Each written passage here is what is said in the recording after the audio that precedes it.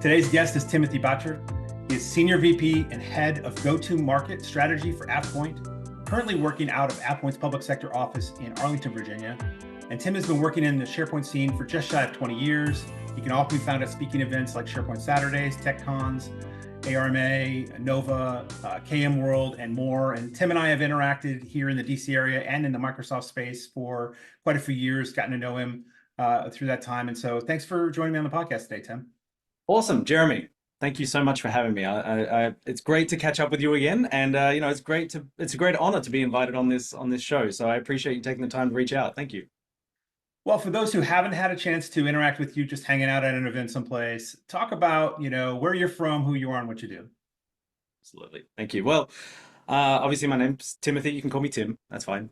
I'm from Australia originally, and I had a pretty interesting career journey, I think, that started out in technical infrastructure in Australia, working for myself, doing freelancing as a website consultant for a while and intranet contracting. And then through that, falling into SharePoint and specializing in SharePoint, originally with the company that created Nintex. So if you're in the space, you'll know Nintex workflow. And then that eventually led me to working with AvePoint and in the SaaS space, where I've been in AvePoint for the last 10 years and had a number of different roles through sales and pre-sales in Singapore, through to running the Tokyo office in Japan as country manager, before eventually settling down here in Washington, DC, where I've had a variety of things from public sector capture to strategic account management. Did a side quest helping accelerate some growth with our EdTech subsidiary called AvePoint. And right now I'm back on the AvePoint side of the fence, leading our go-to-market strategy. So all over the place, Jeremy. That is a bit all over the place. Well, let's roll the clock back and think back to that time as you were graduating high school in Australia. Yep. And you're trying to figure out what you want to do with your life. Yep. What was it? It was a complicated question because at the time, I think like many of us who work in the industry, I love techie things. I love technology. I think it's fascinating. Also a bit of a creative, right? I like when I was growing up, I used to do a lot of I was in the music scene, I was in the art scene. I liked all that kind of stuff. Ultimately, I think I ended up in IT. I used to play with the Commodore 64 and program that before moving on to IBM DOS and those kinds of tech. Ultimately, I think I like things that are challenging. I like things that are interesting and creative, but I think IT pays the bills the best out of all of them. So my parents kind of saw all of the different things I was doing as a kid, and they lightly suggested that IT is a career path that I should look into. And I was very fortunate at the end of high school to get an internship with a hosting technology company called Hostworks in Australia. Now, you might not have heard of them. Australians in the tech scene might have heard of them. They were, at the time, I haven't looked recently, but at the time, they were the largest hosting company in the Southern Hemisphere. And they did a lot of the Australia and Oceania traffic.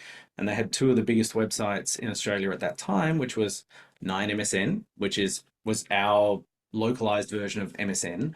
And that was the website that everybody who bought a new laptop and they opened it, that was the website that they got. Wow. And Ticketek, which is like your equivalent of Ticketmaster, right?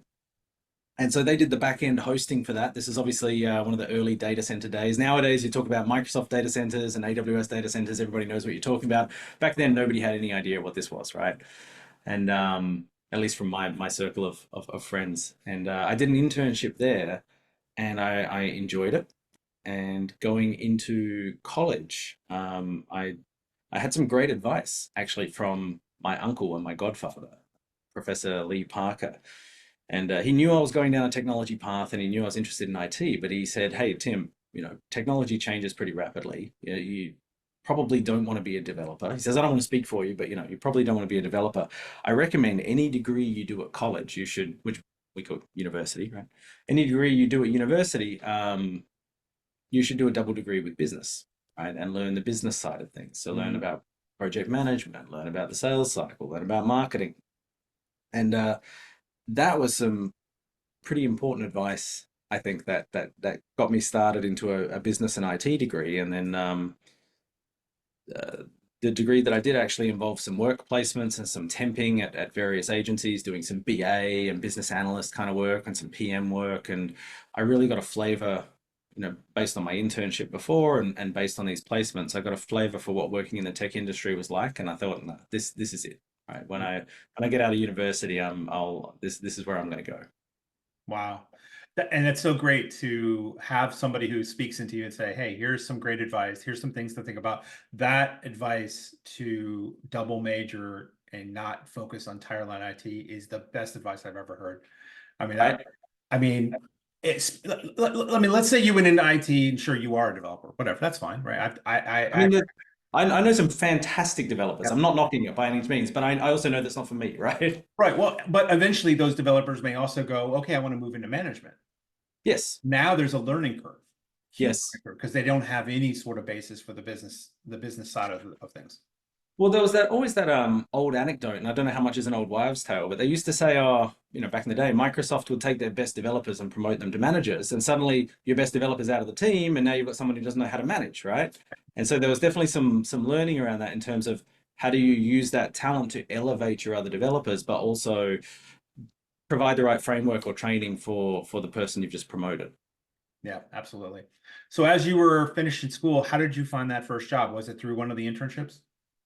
Yes, so my first job was actually at that same hosting company where I worked for several years there. And what was eye-opening for me is, when you're interning there, I think I was like restocking the cola fridge or doing some other stuff. I don't remember now, but I do remember when I officially started at that job. When I officially started, I walked in like a cocky teenager, like, hey, I know everything about computers. I've been using DOS forever. I'm good to go. And I remember on my first day there, it was something like, oh, you know, server cluster number 13 is down. We've done an IIS reset. I don't know why it's not responding to pings. We need to do a trace route and find out where it's failing in the in the routing chain or whatever. And it was just all over my head. I'm like, I have no idea what you guys are talking about. I have no idea what's going on here. What the heck is an IIS reset? I don't even know what that is. It was a very much trial by fire. Climb up the new pants and learn on the job. But you know what? It was a great catalyst. Like I learned so much about the internet and technology there that I don't think I would have been exposed to anywhere else because that was cutting edge at the time. I wasn't even in university, wasn't in classes. That was real experience, which you can't substitute. Wow. Yeah. And so then how did you leverage that into, as we try to build our careers, right? We want to move up the ladder, we go from, the internship of delivering cola to you get to fight the fires to what was next for you? But it's funny. I never really thought much about moving up the ladder. I mean, maybe that's a bit of naivety on my part, but I always just was looking for interesting things to do. Like, what's the next interesting thing to do? And at the end of my degree, I'd done a couple of other, like I mentioned, some placements in other corporate jobs outside of tech, and I working in Hostworks gave me access to web technology that I hadn't previously used, things like Cold Fusion and ASP.NET. Also, early version of SharePoint 2001 Team Server. So I remember touching that. I wasn't specialized. I wasn't doing anything in it yet. But that access to web technology and sort of my creative side, I started freelancing at some of the organizations that I did placements in. I sort of started coming back as a contractor and finding my feet as a freelance contractor, doing like web design and intranet design. And that's sort of how I started getting into the intranet game. And this was at a number of different places from there were some government organizations which I contracted to for a while, some non-for-profit, some private, just helping out with various website redevelopment tasks, mostly intranet. And that's how I started honing in towards the intranet space. And then did that lead to your job at OBS or? Exactly right. So for listeners who don't know, if you're in the Microsoft space, or the Microsoft SharePoint space, you'll probably know Nintex as a fantastic automation company. That was a piece of software that grew out of Australia from a consulting company called OBS, and they were headquartered in Melbourne, but they had offices all over Australia, and they specialized just in SharePoint consulting. And they developed Nintex, and Nintex obviously took off and took over the world kind of thing. And OBS since got acquired by it, split off and acquired. So it's no longer there. But at the time, OBS had a great corporate culture. And I didn't know anything about who they are or what they did. I touched SharePoint a little bit. I'd done a little bit of 2001, a little bit of web design on 2007, but I hadn't really used SharePoint. I didn't understand the collaborative and the business process aspects of it. I'd finished some freelance gig work. I was working with a recruiter who was helping me get other contracts. And she reached out to me and she's like, "Oh, Tim, there's this company called OBS, and they recently won a Microsoft Partner of the Year award. And they all went on stage in Elvis costumes to go and collect the award. Like 7 of them were on stage in matching Elvis costumes because it was in Las Vegas or something, wherever the Partner of the Year awards were. And they're like, you might fit in at this company, right? I could see you up there in an Elvis costume. Hey, they've got a role open. Why don't you apply? And that's how I applied to OBS. Actually, it was again nothing to do with the work. Obviously, you had to have the skills, and I did have the web and the intranet kind of background that got my foot in the door. But it was really that was a culture fit to get in there. Wow, that's amazing. I love stories like that where you find that great company, right? That's not just good to their people, but it just has an overall culture that lifts everybody up to do something crazy like that. Could you imagine showing up on stage like that? You'd have to have a lot of support from your company to do something crazy like that. They won Best Place to Work multiple years in a row in Australia, and they really I credit a lot of my success today to the upbringing in that company because they were just it was a fantastically talented group of people in the right place at the right point in time. So as SharePoint was taking off, SharePoint 2007 was exploding at that point, and we just had crazy smart developers, crazy smart BAs and consultants and governance people, and a real supportive culture that fostered the people and that there's a lot of people in the SharePoint and the Microsoft scene today who you can trace their roots back through that company. So, Wow. And so then you had an opportunity at some point to move to AvePoint. yeah. I mean, I was with OBS for about 7 years, and actually there was a pivotal point in the career. Actually, if you're talking about what are the choices or the things that led to you there, I remember I'd worked there for about 6 months, and then I got sat down by my boss at the time, and she said, "All right, Tim, you've been here for 6 months. Now it's time you have to choose your career path. Are you going to be a developer or a project manager? What do you want to be?" And I remember thinking, "Oh, damn, I'm in trouble. I don't want to be either." Like, I like playing with code, but I don't know if I want to be a developer full time. And project management just sounds way like if you think of the spectrum of creativity, that didn't sound like a creative career to me at all or a fun career. Side note, I ended up doing a lot of project management throughout my career, including running PMO offices, and I'm fine with it. But at that time, I thought, oh, what am I doing? Like, and that's when she said, "Oh, you don't have to be either of those," because I straight up said, I don't think I like either of those parts. Am I in trouble, right? And she said, no, you can just be a consultant. And I'm like, a consultant? What's that? And then I found out there's this really general catch-all term of someone who just walks into organizations and does a mix of business analysis and architecture and tech and a little bit of sales to get people on board, as well as networking to get the stakeholders. And suddenly, like, there's this job which is not like you're doing one thing. Like a consultant is really a jack of all trades, and it's out there and it's exposed, and you got to be creative and you got to think on your feet and you got to do presentations. And that was everything about that was right up my alley. And my grounding of 7 years of pure consulting there really shaped how I approach everything in my career going forward. Yeah, I can relate to you. Opportunities like that before I was in government, the opportunities to work at companies where you're a little bit of everything, and Yes. you gotta go sell the work, and then you gotta help deliver the parts of the work, and you gotta bring the right people alongside to do all that is always exciting to me. Uh, Right. yeah, and you're right. You have to think on your feet. You just never know what tomorrow's problems are. I like it. Side story. When I was I mentioned I was freelance contracting. You won't find this on my resume, right? But in between gigs, if I didn't have a contract, I would do some temp work, like waiting tables, which was fun. I enjoyed interacting with people, right, and enjoyed the mix of discussions. Also worked at a call center as well, and I enjoyed being on the floor of the call center. But there was one point where they offered me a promotion to a sort of more senior position, and I realized I hated it. Really doing the same thing day in and day out. And at least when you're on the floor, on the phone to people, it's different challenges, different personalities, different interactions. But that particular role's management job was just not for me. So I I realize now the being able to do a little bit of everything and having that almost autonomy to shape the role how you want it to be and shape your own outcomes and influence the outcomes, that's super important. It is. So AvePoint, because I'm a big fan Yeah. of AvePoint. I've been a big fan of AvePoint for a long time. Disclosure, my daughter works for AvePoint. So, and you in the Yeah, same office you work in. exactly. I work with Izzy a lot. She's fantastic. So how did that come? How did you become aware of them? And then how did that transition happen?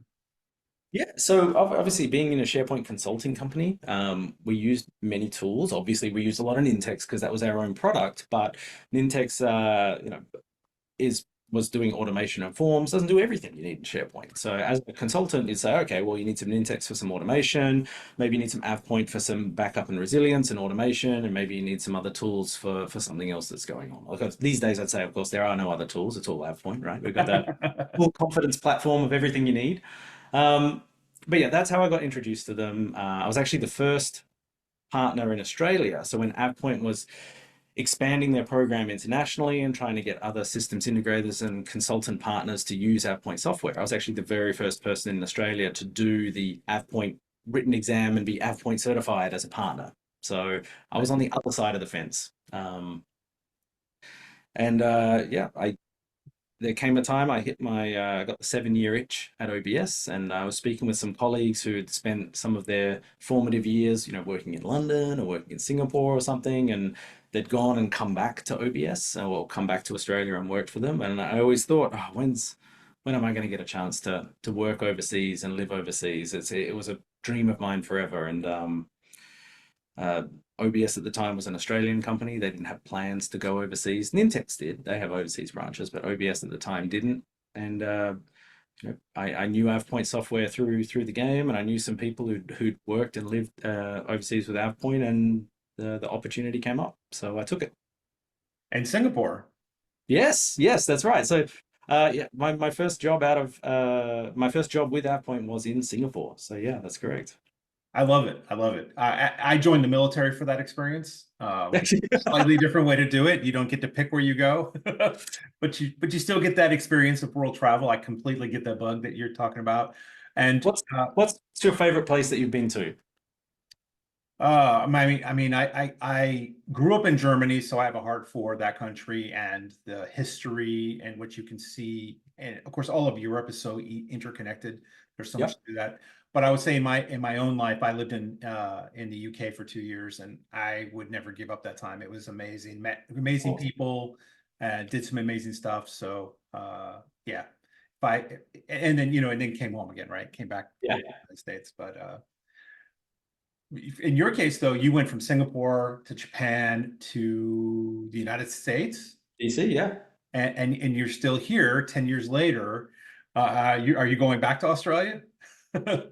Anytime soon, I think. Well, I don't know. I there's a cop-out answer that I give for that, which is I like everywhere that I am and I miss everywhere that I'm not, right? Like Japan was an amazing experience for me because obviously living in Singapore, you're close, you're in that Asia Pacific region. And I had actually, through a weird twist of fate, I'd actually studied Japanese language when I was in primary school or elementary school, as you call it here. And I think I went to this very Catholic school, and they offered two language. You had to do a mandatory language, and you had two choices: Latin or Japanese. And so I chose the language that's still being spoken. And Right. you know, people always assume, oh, you must love anime and all that kind of stuff, and it's fine, but I'm not. I wouldn't call myself a fan or anything like that. But it just happened that I studied this in elementary school, and the opportunity came up. They said, "Hey, You're based in Singapore. You're running pre-sales for all of APAC and stuff. Can you go to the Japan office and help give some training there about intranets and intranet management and intranet governance?" And I'm like, "Sure, I'm happy to go. Dust off some cobwebs. I haven't spoken any Japanese in like 15 years, whatever it was at the time, and when I went there, I realized, oh, this is really cool. I really enjoy working out here. And the opportunity came up to say, hey, do you want to move there and help grow the capture and the services business on that side of the pond? And couldn't say no, right? So Wow. Yeah, that's pretty awesome. And then what brought you to the United States? Well, a lot of the work that I've been doing throughout my career with SharePoint has been in the public sector. So, even in Australia, working with a lot of the defense industries down there, like the Submarine Corps and a number of other institutions, and a lot of state and local government in Australia as well, and education. And then similarly in Singapore, a lot of the work that we do in Singapore was large government contracts with the Singapore government, and Hmm. that's a lot of what my role involved is a lot of capture for the large government contracts in Singapore. And similarly in Japan, we Kosei Dosho, the Ministry of Health, Welfare and Family.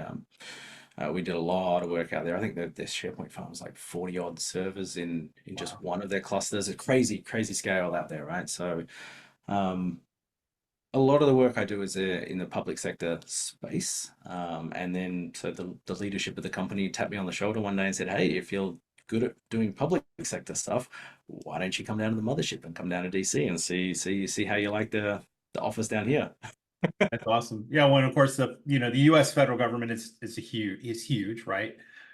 Blew my mind. I mean, one of your other guests that you had on, I think it was Kristen, maybe she was talking about her friends don't know what she does in DoD capture because whenever she talks, it's like an acronym soup that comes out, and you never know.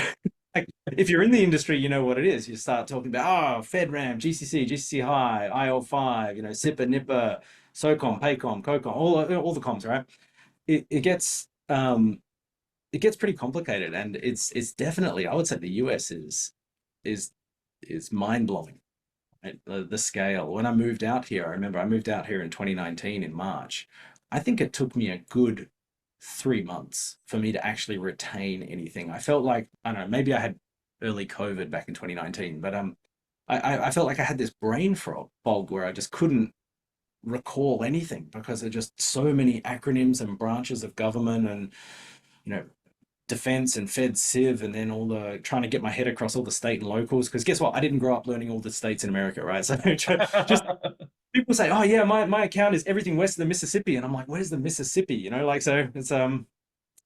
It's just a lot to take in, and having acronyms and oh, sorry, not acronyms, wiki pages and uh, like dictionaries to refer to and stuff helped. But man, that was a brutal first few months.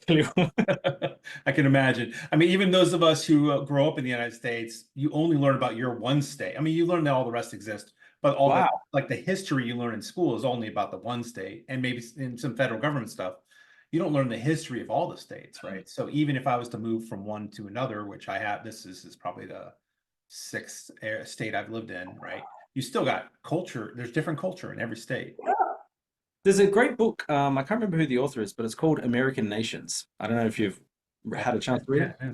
It sort of talks about chronicles the history of the United States, but it doesn't talk about them as states. It talks about them as like micronations of where and how they were colonized. From the Dutch or from the Oh, French, okay.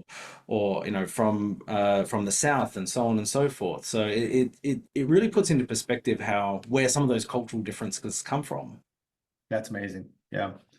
And So certainly that's the thing as an outsider. We look at the US as this big homogenous place, and then when you move here, you realize, oh, it's actually a bit more like the EU. There's mini countries everywhere. it is, and that recent politics in the last couple of years have helped illustrate that, right? That we are actually federal, we're a republic, federalist republic, and the states have a lot of power, a lot of power. Well, they have a lot of power to impact you locally. You feel it when you're locally in the states. So it is a bit unique and that's a great description. EU is a great description. It is. So yeah, that was a big learning experience for me coming out here. Just accepting and learning the scale, and then working with the scale. So, Tim, looking back over your career, what's something you look at and go, "Man, I wish it was done differently." I wish we could consider a change that could make something, whatever it is you're visualizing, be better. And I want to make sure get you off the hook. You don't have to have a solution to this thing that needs to be changed. It's just something we should start thinking about, and maybe ourselves with groups of people or our bigger minds could solve the actual problem. Yeah, I don't know if it's something I'd change, but I definitely something that's observable. I was thinking when you invited me on this show and sort of sent me the cliff notes about what we're going to be talking about and stuff and the career history, and I realized that someone like myself who's gone across sales and marketing and tech and consulting and project delivery and pre-sales and everything else in between, like I was thinking really looking back, one of the things that I really appreciated is the fact that, like, say, for example, OBS, the things like about the titles weren't a big deal. Like, it's not about your specific job function and this is your job function and this is what you do and it's the one thing. It's that everybody was collectively working together for what the common goal was. And it was a lot more loosely defined and it was a lot more adaptive. And you still had structure, you still had support, but it was a working environment that was just for me a lot more flexible and free to both be personally productive but also productive for the company, right? Mm. Having worked in some other organizations, especially the advantage of consulting is you get to see other organizations and other companies and how they work, and you can really see where heavily incentivizing the individual outcome, that has some advantages, and there's definitely some places that works. But I would also argue that in our modern informational economy, where we're working a lot more together, a lot more collaboratively, a lot more in tight groups, um, it can be detrimental, right? That's part of the reason that silos get created. It's part of the reason why, you and I in IT consulting, we work so hard to break down these corporate silos, and a lot of them are based on legacy, outdated corporate culture. I think this is another thing I love about AvePoint. I have worked a lot of roles and a lot of titles, but I think my value and what I do for the company hasn't changed. Doing, I'm still me, I'm still helping out, I'm still doing things. It's just the labels that are put on it to fit any particular point. And I love that, right? I love not being pigeonholed like that. So I think if I could change one thing or influence something in the industry is really just to, you know, rethink how we work together as an organization and, look at, play with different things like pods and teams and other kinds of structures where people can get together and meet a goal Mm. collaboratively. Yeah, I like that. I liked as a software engineer, I remember when pair programming became a thing, right? Yeah. And so it's something to that effect, right? Where you take one person and then add a multiplier. It could be a Yeah. group, it could be one more person, it could be three more people, whatever. It's a multiplying result in productivity and in solutioning that I would agree with you isn't recognized well at many places. Only a couple places in my career have I worked where we even had awards for successful teams. It was always Right. it was always individual awards, Right. not recognition as a team. Exactly. And so I like you. I like the way you're thinking because there is such a large amount of pressure when you focus on individual accomplishment, and not just it also it disincentivizes that act that working with others sometimes to, well, I need to have something where I'm the standout, Yeah. right? Yep. And like you said, that can turn into a silo because that person's the standout and now they're the expert and they become the expert and they almost block out other people from being the expert, otherwise their little niche is gone and their individual recognition is gone. And I agree with you, breaking down barriers and finding better ways to promote, larger groups, smaller groups, whatever, in a group format would be very beneficial to our industry, I think. Yeah. I think so. All right. Well, what's coming up for you, Tim, here in the near future? What's going on, man? Especially at AvePoint, we've got a lot going on. Obviously, with all the recent hype. I don't want to call it hype, but all the recent definitely chatter around AI and especially co-pilots in Microsoft 365 and all the things that we're doing to help our customers get ready for that. Our product team at AvePoint's fantastic, and we're releasing updates and features and new ways of doing things at a real clip. So um, I remember there was a big wave. The most recent wave that we had, I think, was around 2020 during the pandemic, and everybody's teleworking, and suddenly there's a big need for help with how do we work better together remotely. And I think right now we're in another wave as well in terms of everyone sees or recognizes, oh, this this AI thing is here to stay. What do I need to do now, right? And so we're right smack in the middle of that. We've got lots of stuff going on, and that's keeping me very busy. So that's what's next for me at the moment. Awesome. Well, Tim, I really have enjoyed this conversation with you and being able to hear more about your history. And so thank you so much for coming on the podcast today. Oh, look, I've enjoyed this chat as well, and thank you for asking me about my history as well. It's not people see me here in the States, and they don't get much of an opportunity to know about the where I've been before that. So I appreciate this chat, and I appreciate talking through some of the things that are going on.